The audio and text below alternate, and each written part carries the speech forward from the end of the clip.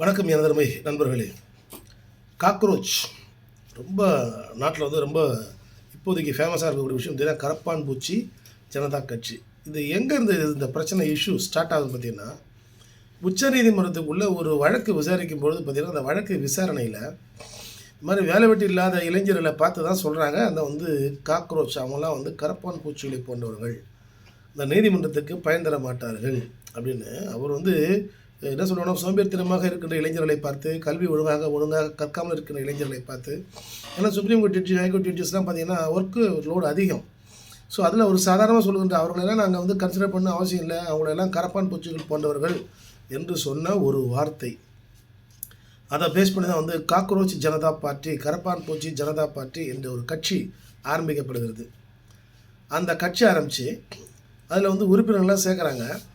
அது இன்ஸ்டாகிராம்லேயும் ரொம்ப பெருசாக வளர்ந்ததுக்கப்புறம் அவங்க வந்து நீட் விவகாரத்தை கையில் எடுக்கிறாங்க. நீட் விவகாரத்தை கையில் எடுத்து ஜந்தர் மந்தர் டெல்லியில் பார்த்திங்கன்னா அது போராட்டம் பண்ணுறதுக்குன்னே ஒரு இடம் வந்து ஒவ்வொரு நகரத்துலையும் விட்டுருக்காங்க.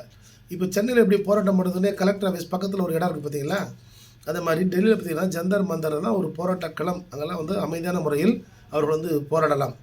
அவர் அமைதியான முறையில் அவங்க நீட்டை எதிர்த்து தான் வந்து போராடுறாங்க. அவ்வாறு போராடும் போது அவர்கள் தாக்கப்படுகிறார்கள்.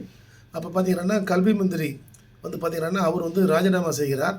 அது இல்லாமல் பார்த்திங்கன்னா மத்திய அரசு வந்து மிகப்பெரிய ஒரு ஒரு வாக்குறுதி அளிக்கிறது. என்னன்னா ஒரு மசோதா தாக்கல் பண்ணுறாங்க.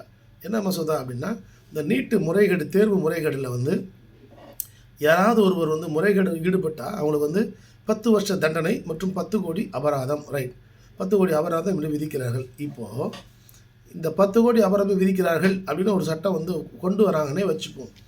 ஸோ நீட்டு தேர்வு வந்து முறைகேடு ஈடுபடும் இந்த கொஸ்டின் பேப்பர் லீக் அவுட் பண்ணுறது, வினாத்தாள் முறைகேடு, அவங்களுக்கெல்லாம் 10 வருஷம் தண்டனை, 10 கோடி அபராதம் என்றால் அதை விசாரிப்பது இந்த காவல்துறை தானே.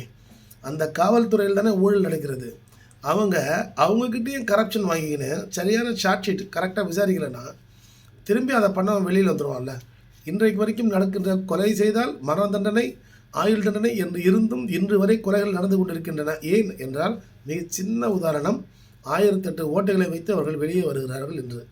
இதை போல் சட்டம் போடுவதில் மட்டும் பிரயோஜனம் அல்ல, அந்த சட்டத்தை வந்து நடைமுறைப்படுத்துகின்ற என்ஃபோர்ஸ் பண்ணுகின்ற அத்தாரிட்டிஸ், போலீஸ், ஜுடிஷியல், அட்மினிஸ்ட்ரேட்டிவ், இவைகள் வந்து மிக சுத்தமாக தூர்வாரப்பட வேண்டும் என்பதுதான் மிக மிக முக்கியம். ஸோ இவைகள் தூர்வாரப்படும் வரை இது போன்ற கரப்பான் பூச்சிகளும், இது போன்ற அடிதடிகளும், இது போன்ற போராட்டங்களும் இருந்து கொண்டே தான் இருக்கும் என்பது தெளிவு.